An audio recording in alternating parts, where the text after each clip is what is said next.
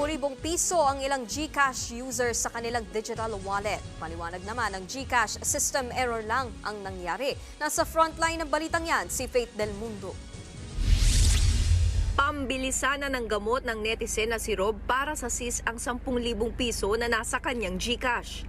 Kaya naman laking panghihinayang niya nang bigla raw mawala ang kanyang pera sa digital wallet. I get really frustrated and disappointed to what happened kasi yung SIM card natin, di ba, we are mandated to register SIM card.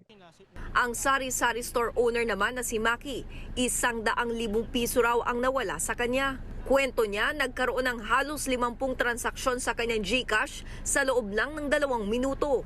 Nanginginig nga ako kagabi kasi hindi ko alam gagawin ko dahil first time na mangyari. Wala namang ako kiniklik na link.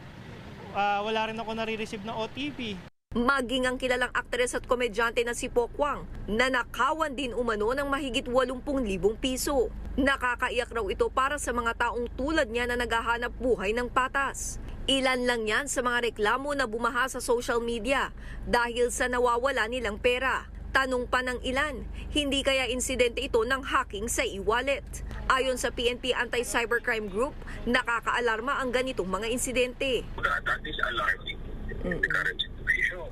Kasi, alam niyo, pagka kinuha yan, saan buhahanapin yung tao kumuha niya? Kung sino yung nakinabang niya. Kasi nakikita natin is only the numbers. Opo. Diba? So, saan natin nahanapin yan? Paliwanag naman ng Department of Information and Communications Technology, maraming SIM card na nairehistro ang mga scammer. They pre-registered a lot of SIM cards to be used by them in order to perpetrate yung mga scam activities nila. What's sad about this is the enforcement of the SIM card registration was left to the telcos themselves. Inimbestigahan na ng mga otoridad ang insidente sa pakikipagtulungan ng GCash. Paliwanag naman ng kumpanya, error lang sa system nila ang nangyari. Isolated incident lang din daw ito dahil iilang users lang ang apektado. Nakikipag-ugnayan naman na raw ang GCash sa mga apektadong account holder.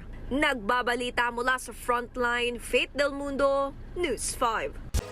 Mga kapatid, Nikki de Guzman po. Iba na ang may alam at may pakialam sa panahon ngayon. Para sa tuloy-tuloy na balitaan sa Frontline kahit weekend, mag-follow at mag-subscribe sa social media pages ng News 5.